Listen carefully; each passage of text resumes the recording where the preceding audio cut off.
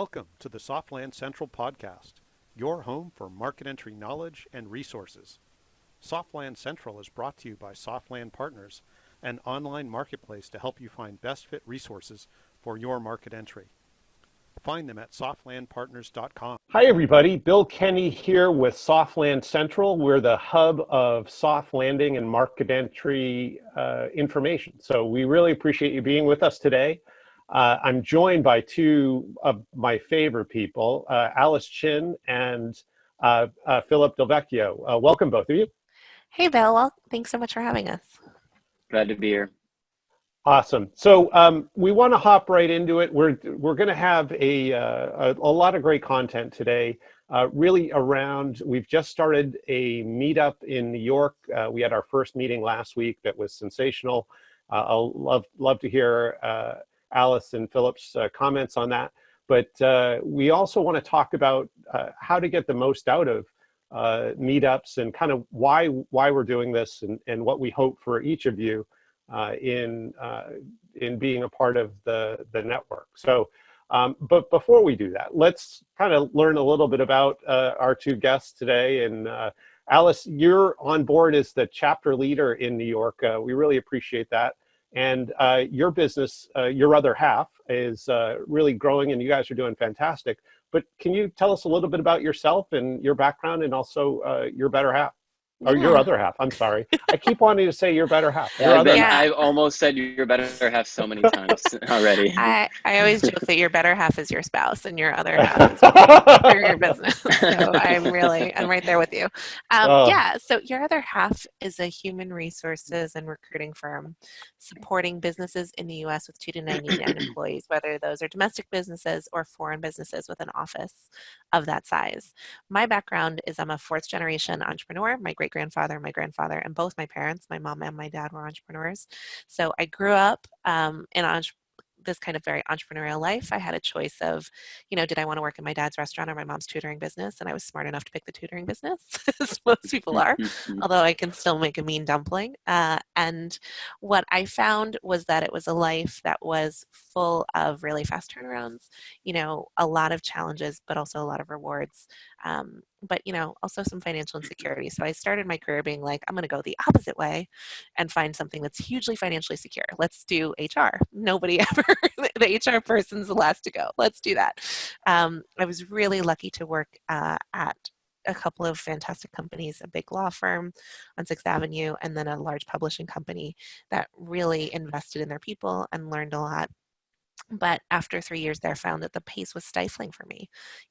Really having been a kid of entrepreneurs, waiting a year to pick a software or having a 6-month process to figure out a performance review template was too much for me. And so I decided to move into working with small businesses. I started as a solo consultancy, which I did for 4 years, and then, decided to expand, hire employees, work with my husband, and we've expanded into your other half. We've been working in this configuration for about 5.5 years, serving hundreds of companies across the U.S., and we're thrilled to get to do that work.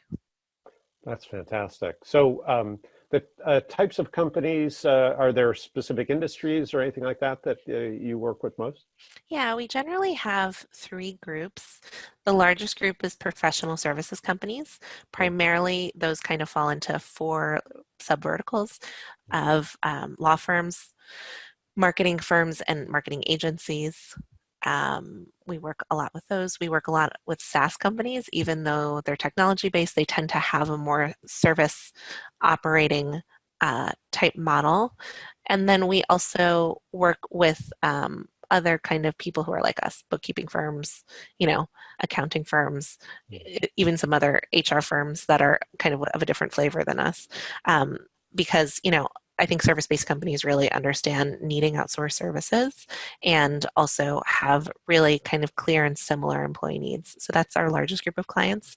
Next is nonprofits. They operate very similar to kind of service-based companies very often, with just a little bit of a different funding source.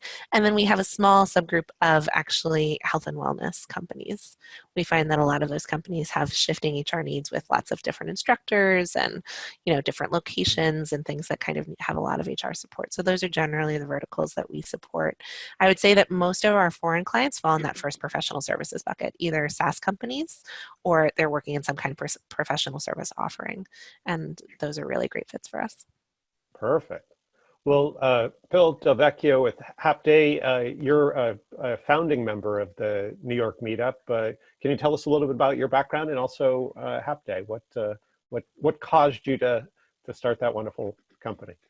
Yeah. So, you know, I loved hearing about Alice's story with the entrepreneurial family, and then like still being like, I'm just gonna go with something that's like super safe, because I had similarly like that same mentality, and it was partially because my family didn't have that sort of entrepreneurial background, and it was a lot of it was like scarce. There was a lot of scarcity, and so when I had set out, it was sort of like, all right, I'm just going to follow this path, and then end up kind of wherever is safest. So my first job, first career job, was with Microsoft, but I also had this sort of wandering kind of aimless mentality, and so I didn't last very long there, and I ended up taking a Fulbright and going and traveling. And so I started to develop out this sort of like odd niche of international relations, technology, and education based on these sort of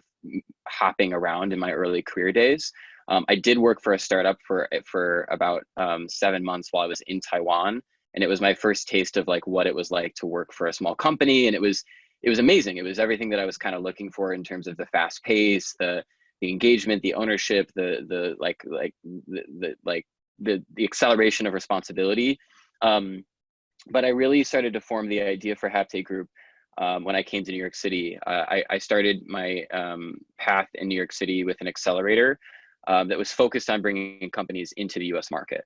And we were doing it at such a fast pace that I was just completely plunged headfirst into the international market entry ecosystem, the New York tech ecosystem, the startup and venture world, because we were running week-long boot camps basically every other week. So I worked with well over 200 founders during that year and a half that I was with that company, and at the end of the day, walked away with this understanding and a sentiment that, one, it was one of the coolest and most fascinating and interesting and impactful spaces that I'd ever worked in, and two, there's so much support that these founders needed. And so I started to look at like, okay, so accelerators are really good for all of these different things, and what's like the next thing that they need post accelerator or during the accelerator, and a lot of it had to do with building out consistent and reliable traction. So I formed HapDay Group in 2018, so a little less than 2 years ago, and it started out similarly with Alice, where it was just me, and I was basically saying, I'll help you with whatever you need help with. Like I kind of was a hired hand for whatever expertise that they needed. And I gleaned a lot of that from what I was learning from all of these different experts from the accelerator time. But I realized that there were certain things I was better at and certain things that I was worse at. So I started to narrow that down, and it really became kind of what HapDay Group is today, which is focused primarily on helping companies with their sales and business development. At scaling out that traction. We work with international companies primarily, but we will work with any company that's looking to scale that out in some way, shape, or form. So they have sales, they have some traction, and they're looking to scale it, or they've developed out their traction in another market, and now they're looking to enter the US. We also provide some advisory and consulting for different segments of sort of the main needs that companies have around investment and hiring strategy and things like that. But our current bread and butter is to help with the sales process, and we've gotten pretty good at it, and it's a very satisfying kind of process and engine to build and refine, and it's definitely tweaked my more technical minded self to figure out how to build this out as a process. But it also allows us to engage constantly with new relationships, and that's been really, really awesome to see that come together. So that is kind of where we're at today, and how everything has been going so far. Cool. And I'll ask the same quick follow-up that I did with Alice. Are there specific industries or sectors that you focus on? Yeah, we focus primarily on B2B, first and foremost. And then beyond that, we're looking at companies. It really depends on the customer profile that the company is looking to sell to, quite frankly. We've developed relationships in certain industries, especially the ones that are particular to New York City. But it's more about where those prospects are and how would you go to get in front of them. And so we do, whenever we're looking at companies in the B2B space, we usually spend a decent amount of time exploring their customer profile before even engaging with them as a client, to really decide for ourselves if this is something that we feel like we can be helpful with. So we stay pretty open, but we definitely make sure that there's a fit before engaging. Fantastic. Well, thank you both for taking the time to share more about what you're doing. I feel so confident about the leadership of the New York chapter. I think there's going to be a lot of great things going on there. So let's, the whole notion of Softland Partners is new. I mean, we just sort of dreamed this up about 6 months ago, and maybe have been in motion for 3 or 4 months, something like that, and kind of still a bit in a soft launch in terms of what we're doing. But you both, and I think this was really exceptionally true of both of you, as we sort of initially talked about the idea, that like the light, I could see the light bulb go on. I was like, immediately, I'm in. And then what did you just say? That sort of reaction. So I'd love to hear what was it that sort of caused you to be interested? What's sort of the hope that you have from being involved, whether it's through the meetups or online or any of the attributes. But Philip, if you want to start first, and then we'll go to Alice, if that's cool. Yeah, for sure. And it was exactly that. It's so funny because I definitely, it was a moment where I was like, oh, so that is what we're doing? Okay, cool. Yeah. I'm definitely in then. And I think that first and foremost, the reason why I was so immediately on board is because I found, and this is something that's really special about New York tech, but I think a lot of tech ecosystems for the most part are this way. There's a sense of welcoming and community that's really, really strong in New York City when it comes to New York tech. And so as soon as somebody comes to me and goes, hey, not only am I forming a community, but I'm forming a community of your peers, like these are the people who are helping with international market entry, I just immediately got excited.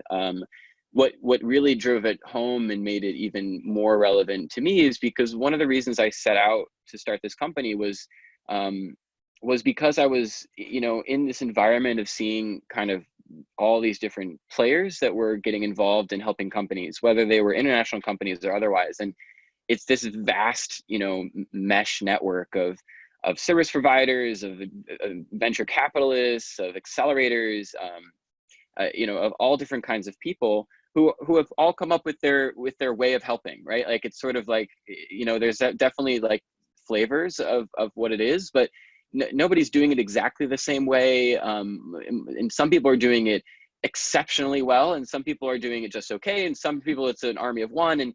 And so I was like, well, what is is there like a way to kind of get to some kind of baseline where we're saying, okay, well, no matter what it is, it's at least this. And that was something I really set out to accomplish at some point.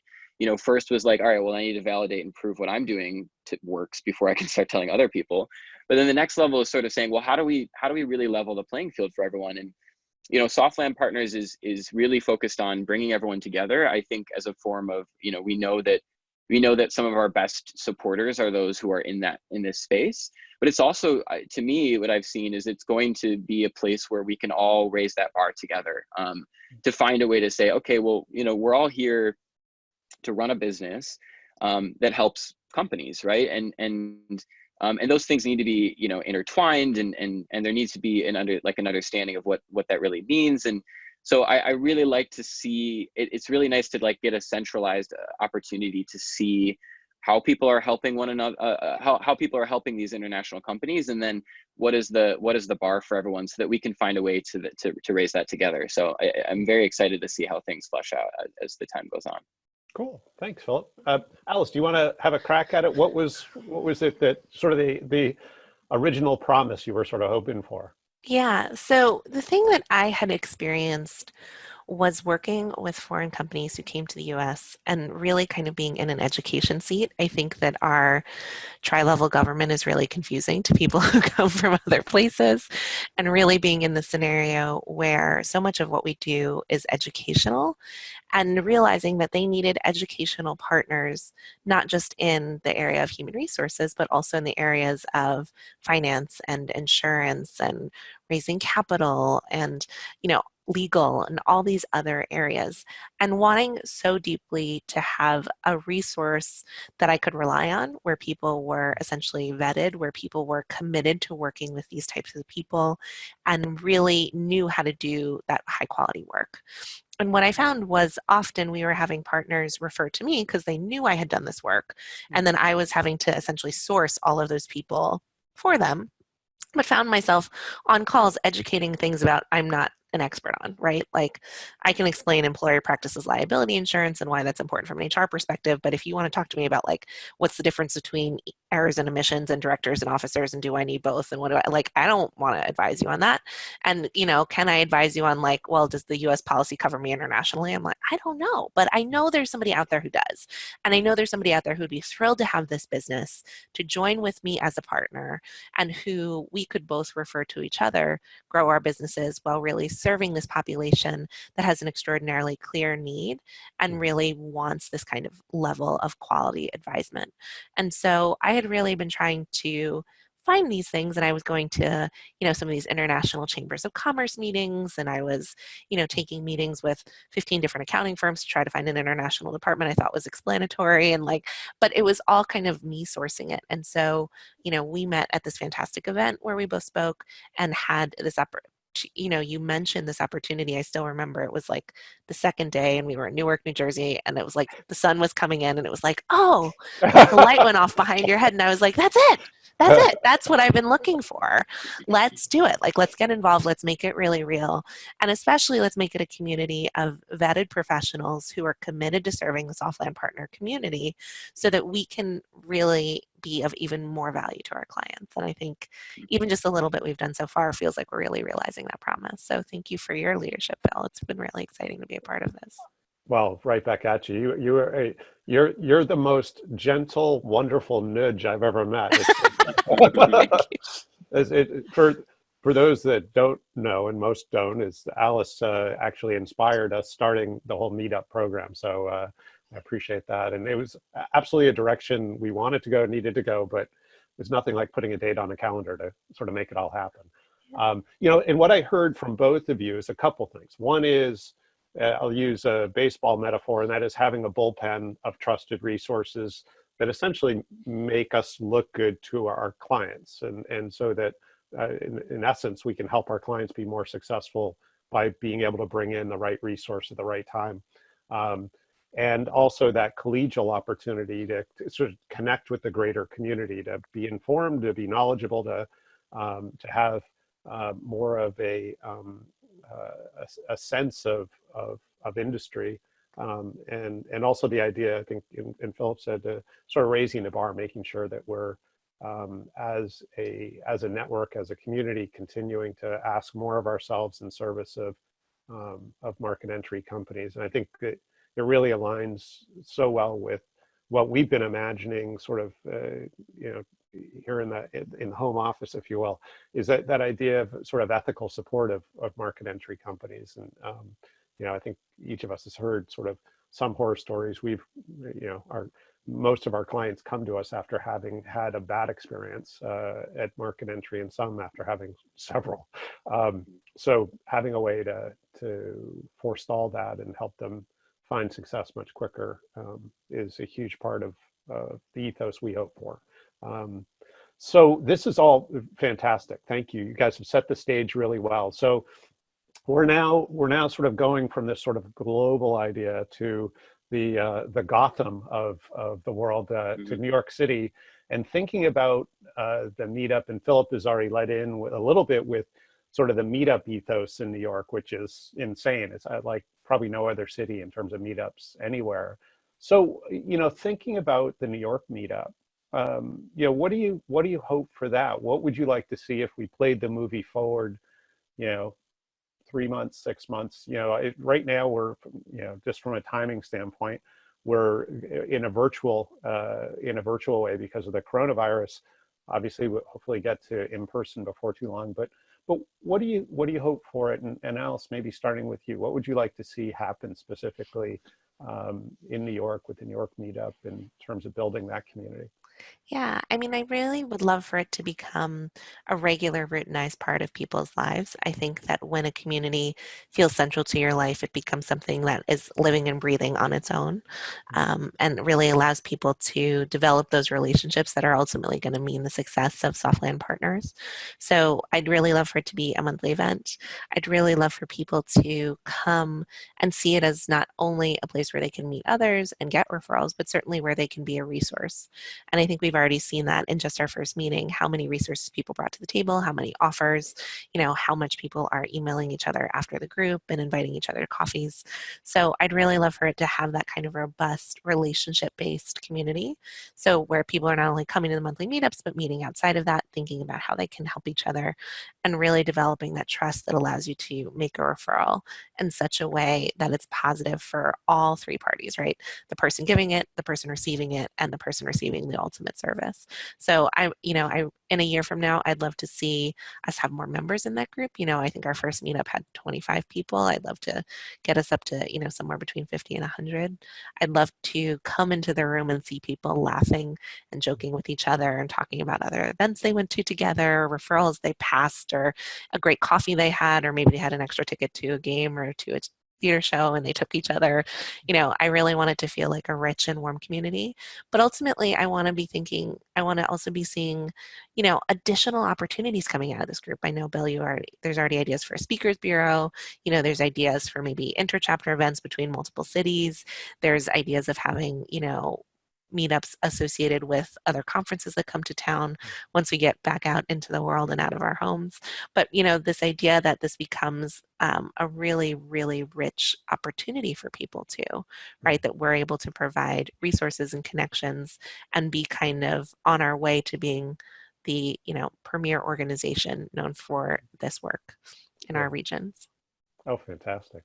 Yeah, and I probably even should have mentioned too to folks, and helping set you up a little bit, Alice, that at the first meetup we had, and this was really our target, was to have not just the service providers, everything from the IP attorneys to the staffing professionals to different types of services, but we also had several trade organizations represented. Would we have Hungary? We had Australia. I think there are a few others that were represented as well. And that's really the goal, is to have these meetups, at least at first, be that meeting of the trade professionals, be they government or industry, and also the various market entry service providers. But and Philip, you were again sort of an early advocate of the meetups. So what's your thought? What's your hope for the New York meetup? What would you like to see it become?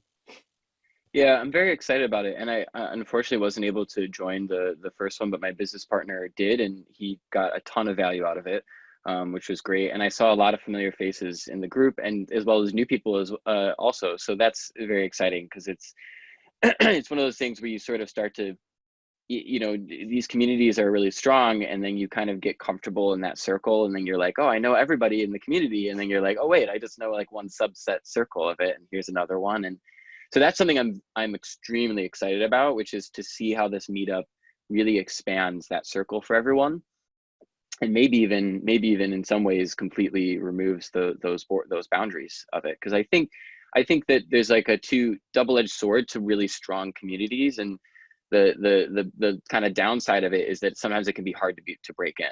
And I love the idea that like this meetup, it can be a platform for new businesses who are just getting started to be like, well, we want to help international companies. It's something that we really love to do, but we kind of are not sure where to begin. And boom, like go to this meetup and meet everybody who's doing it and learn what works and what doesn't. Like I'm one of those people who like, I love the idea of someone coming in and going, I want to start a business just like yours. Like, I'm like, yes, please do. Because if you figure out a way to do it better, I'm gonna learn from you and do it better. And then we're just going to continue to do it better. And that's something that I really support.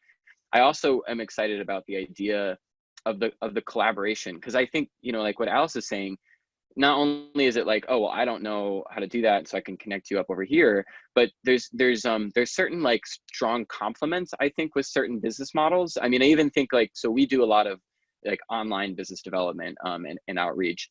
And Meet focuses primarily on doing trades and expos, right? And so that's something that I see a lot of overlap. We don't do that, but that's a great thing that we can potentially be offering to clients in the future. So I like the idea of both the sharing of opportunities, but also like these interesting kinds of packagings that you can kind of create out of these different businesses. So that I'm really excited about. The thing that I've set out to build and really believe strongly that Softland Partners is going to be integral in that process is an actual physical center for international market entry. This is something that is like the long-term kind of vision and goal, and you know, it's something that I'm going to continue to work towards for the rest of my life, even if it doesn't happen. But I'm really looking at saying, okay, well, you know, if an international company is coming into this market, they go to these, they either go to events or they go to their sort of trade organization or embassy. But there's no like center that centralizes that all together in some way, shape, or form. And I think this is the best way to start building upon some kind of brick and mortar idea, is to actually like fill a space with people and say, okay, well, if you have the people, then the space is something that just becomes ancillary. So that's something I'm really excited about seeing start to get fleshed out through this process. Oh, that's cool. That's cool. So as you were talking, I was thinking, you know, it's funny, my wife and I, over the years we, you know, like you guys, we go to tons of events, and we've sort of learned to sort of, and it's easy, you know, before you leave to go to the event, to sort of talk yourself out of it, to sort of give that sort of, oh gosh, I have set, you know, 10 other things to do, or I'm tired and I just don't want to go out or whatever.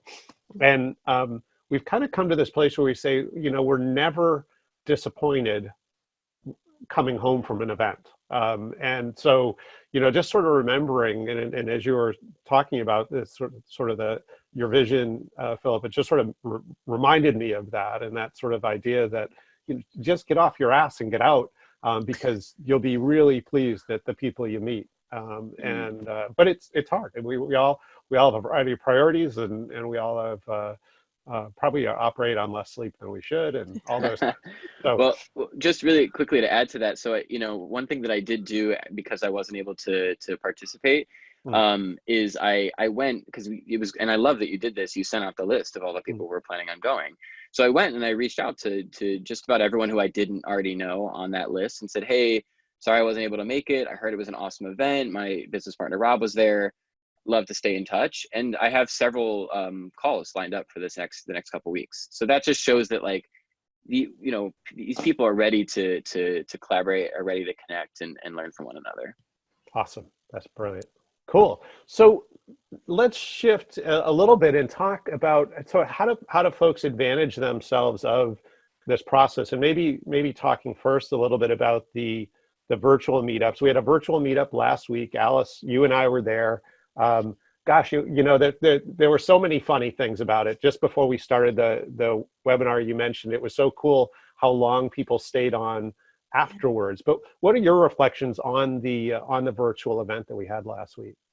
So I will say that I was delightfully surprised at how successful it was. I think in the past, when we've tried virtual events, we find that there's significant drop off compared to a live event, much lower attendance rate. But I think with the state of the world right now, a lot of people were into it, and it turned out to be really powerful. I loved that everybody came, and already you're seeing how respectful and thoughtful the community is. You know, people gave brief intros so that we got through everybody quickly. People really listened attentively and had thoughtful questions. People brought a lot of resources to the resource section and were really able to answer each other's questions, and were already thinking about how they could work together and how they could support each other. So I really love that. But I think the measure of a success for an event for me is always how many people are chatting at the end, how many people really seem like they're talking, connecting. And it was exciting because we ended on time, on program, which is always a thrill, a little gift from the event gods. And then people stayed and talked for another 30 minutes, you know. And it's interesting because I think when you think of a live event, excuse me, you can think about how, people can kind of go off on twos and threes and have conversations. But this was like, 20 people hanging in and continuing to chat as a group for 30 minutes. It was really exciting to see. And just the quality of the people in our community is already extraordinarily high. Everyone's in this specific niche. Everyone has different contributions to make. And I think, like Philip said earlier, people are going to make each other better. And that was already something that we were starting to see sparks of. So really exciting. Yeah, the only thing we probably want to consider for the next one is having a pause to refill. Yeah, refill your drinks. Exactly. For those that weren't there, that we had, people came with their beverage of choice, and probably at some point like a seventh inning stretch or something to refill your beverage. But Philip, what did you hear? You said your business partner was pleased as well. Yeah, it was really about he was similarly surprised at how smoothly things went. I mean, when I was working at the accelerator, we ran so many events, and I've learned that events go wrong. That's a rule. There's just never a perfect event. But he was really pleased with how it went down. He was also really happy to kind of see the structure and the format play out, and in particular was interested by some of the people who kind of opened up with the introductions in the very beginning. Numa in particular is a partner that we work with, and we both mentor at that accelerator, and we really love them. So that was really cool to see them represented there. But yeah, I think he walked away, really feeling the buzz of the opportunity that might come from doing these on a consistent basis, as well as a lot of questions, kind of of where is it going to go, what's next, how can we support further. So that's what's really cool, is I do think that everyone's walking away from that event thinking when are we going to do it again, and also what else is there, because this seems like there's going to be a lot. So that's really exciting to hear from him. Cool. So let's chat a little bit about how to get prepared, how do people best advantage themselves. So just about 48 hours before the event, we sent out a projected attendee list with at registration. We asked folks who they're hoping to meet at, whether through the meetup or in the community, and so we had that on the list as well. How would you suggest, and maybe go to Philip first, how do people get prepared? What are some best practices that you would recommend for folks going to meetups like this, so that they come in the door, number one, ready, and two, when they're in, take most advantage of it? Well, I think it's easy, especially if you're in the business of helping other businesses do well, that you get caught up in helping other businesses talk about themselves, and you forget to actually prepare exactly what it is that you do. So that's something that is a given, but you'd be surprised how many people are not ready to basically say this is what we do and who we work with and all those kinds of things. So I think it's kind of you did a really great job even in this this conversation doing that. But I think a great way to prepare is to actually look into the membership that Softland Partners has, and even just to see what those questions are, and at least have those ready to answer, right? Because those are really important. The other one is I think just being ready to give first. It's something that I think most of the startup community has, that give first mentality, and that's something that was really bred out of necessity. And I think it's just become a one of the most important pieces of ethics in the startup world. But I think in general, going into that and saying not so much what am I going to get out of this, or who's going to give me an opportunity, but to say what can I offer to others. I think some of the best partnerships and relationships that I've formed have been ones of mutual interest before someone was saying, here's what I need from you. And even better, I've seen where I've been able to help somebody first, those tend to turn into the strongest relationships that have reciprocated 10 times over. So coming with that mentality, I think, is really important. And then I think the openness, right? I mentioned just personally feeling pretty neutral about competition, but we're bound to end up in circumstances where where you're going to connect with somebody who's doing something very similar, if not exactly the same. I remember when I first started my business, I was like, oh, this is like super unique, and like there's not that many people who do this. And then like you find your competition so much faster when you're actually in market. That's like super important. So I immediately was like, oh no, there's like all these different people, and they continue to come out. And for the most part, like I know a lot of them. They're people that I've worked with before. They're people that I've become friends with. So I don't have like, I think it's important for us to see like, differences as value, and competition is as a way to like boost things, and so to remain open about that will be really important as this meetup grows, because there's 100% going to be people doing, there's no way that we're all doing different things for these companies. Right. So absolutely cool. And Alice, thoughts about best practices you would suggest for people coming to a meetup? Yeah, so I maintain two things that I like to think about and kind of review before I go to meet up. One is, I have an ideal client profile, and like Philip said, I think you have to be able to really clearly and succinctly talk about who you want to meet. So I think kind of just being like having that on your tongue and really comfortable with that is important. But then I also have a profile that we keep for our ideal referral partner. And so really thinking about who are people that we want in our network. So we keep a spreadsheet on that. I tend to look at that and be like, hey, where are there gaps? Maybe people moved away, maybe people are not as responsive or have retired, and kind of like, where might I need more people, or where might I need more people for this particular ideal client, right? This soft landing ideal client.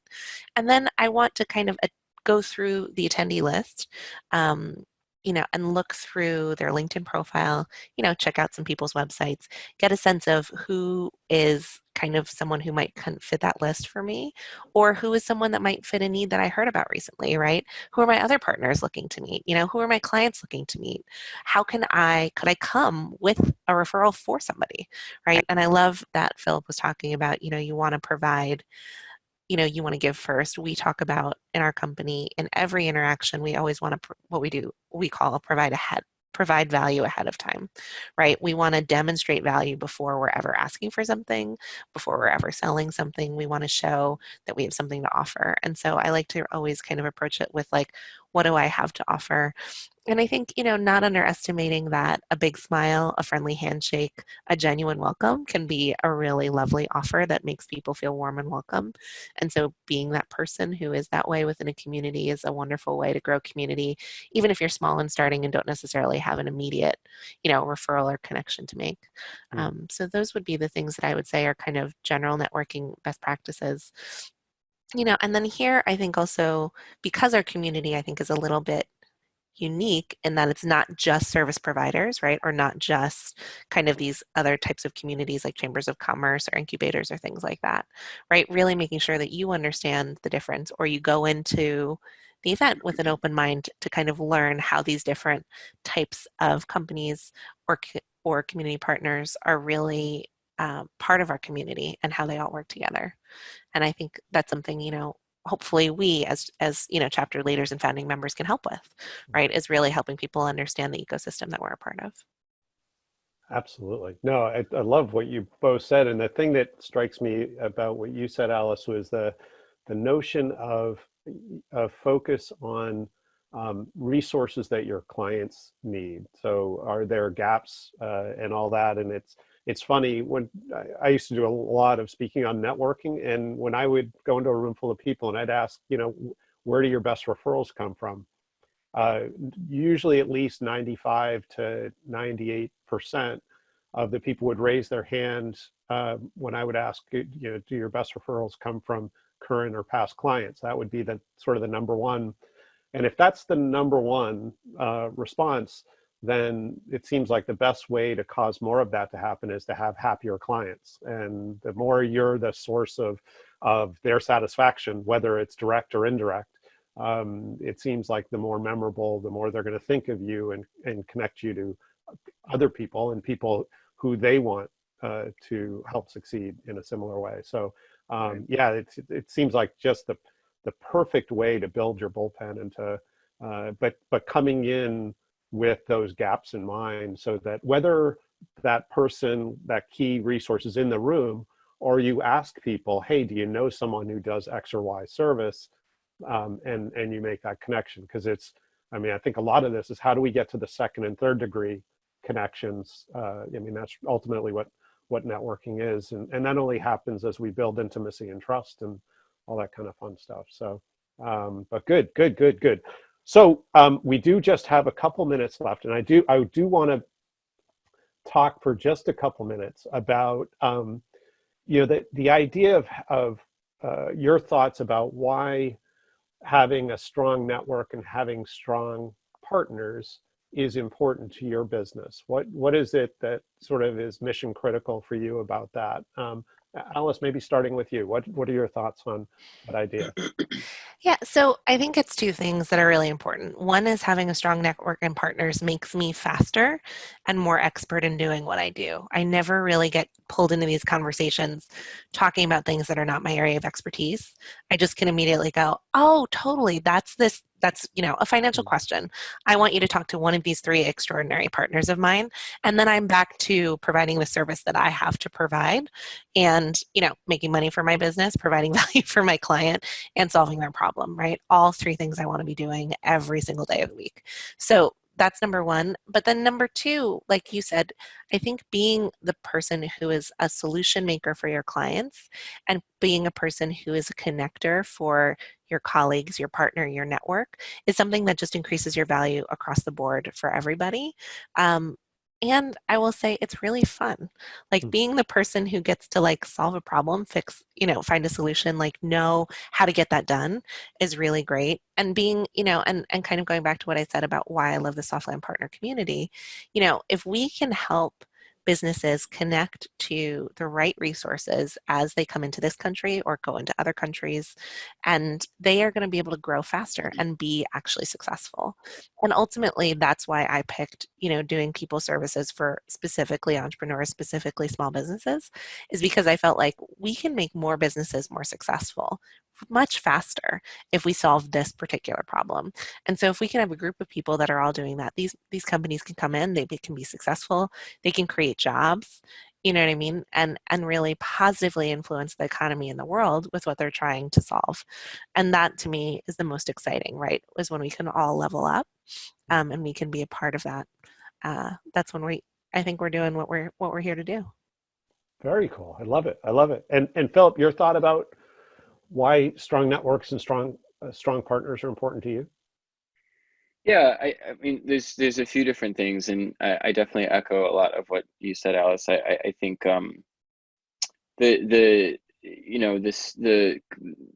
our ability to cut through the noise especially for international companies is really important, because they really don't have, for the most part, they won't have even a beginning of which channel to go through and where to begin to look. So it's really helpful.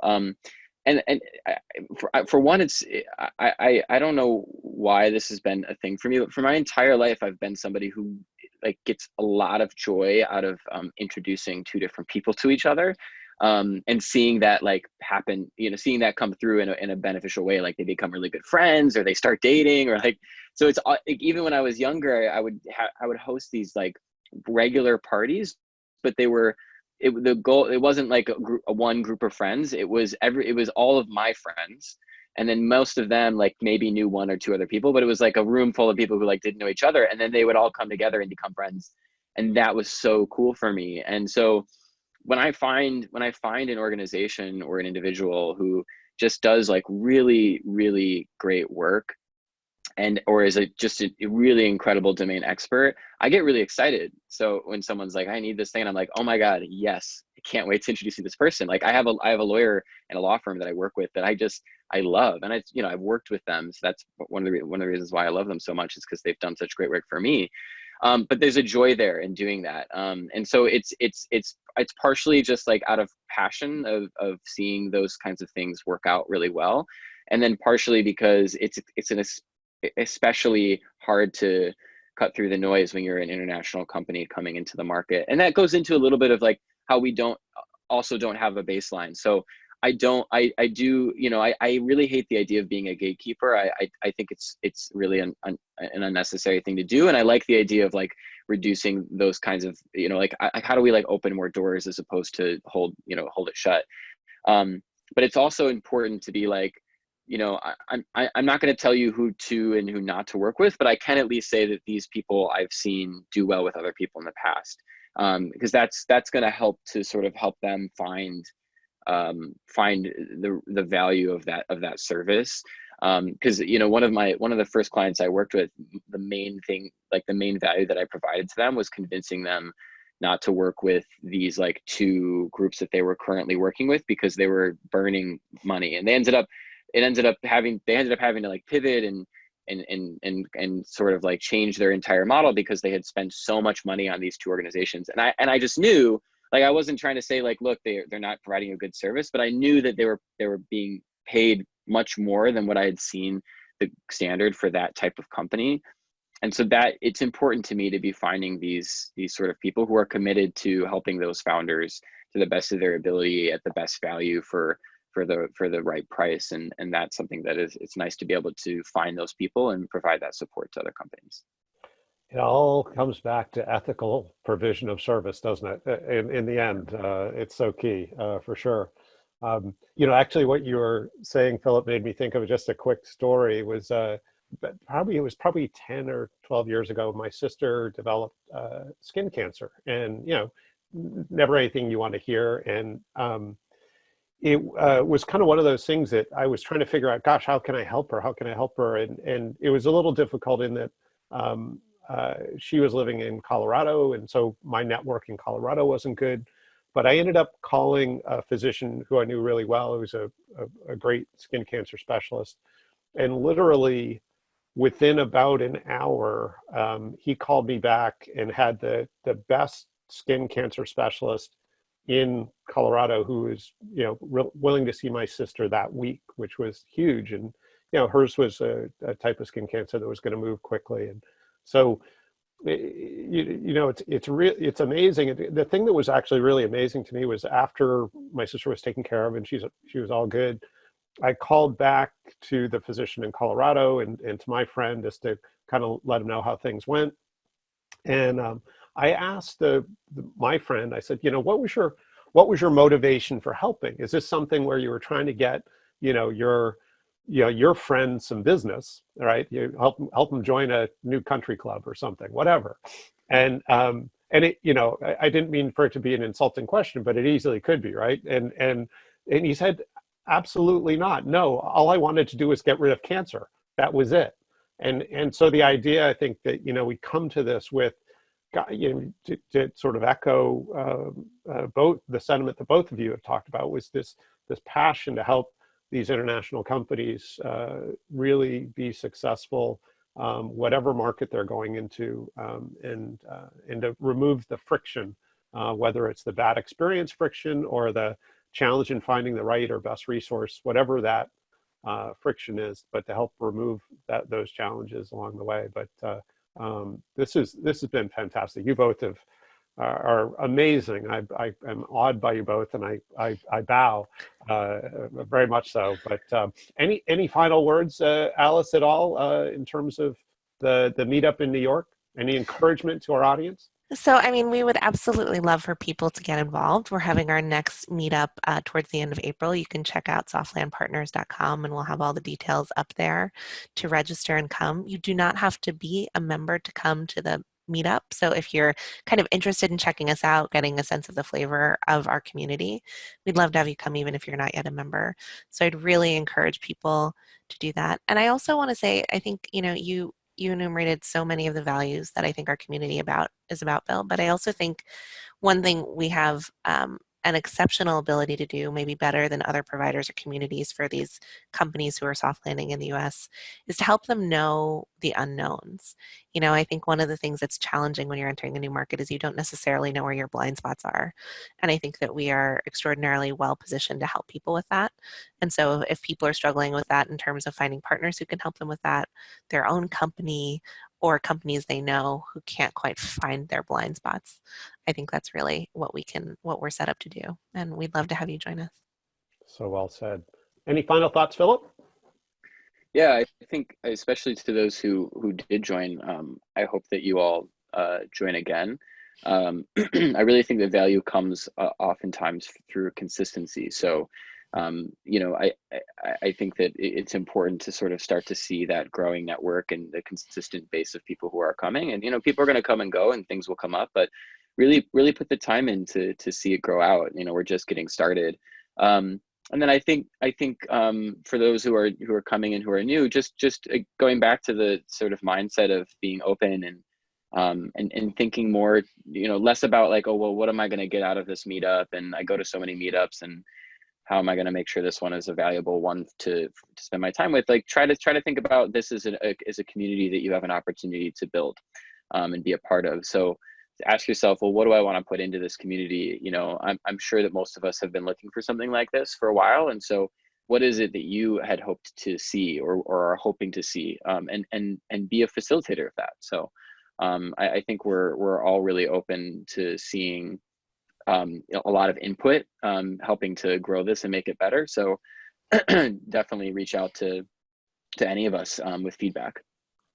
Super. Well, I got to say, this has been my favorite hour this week. So I really appreciate you guys have such great wisdom. It's been wonderful. So I thank you both. It's been great, and we'll be chatting, I'm sure, very soon. Thanks, Phil. Take care. Thanks so much.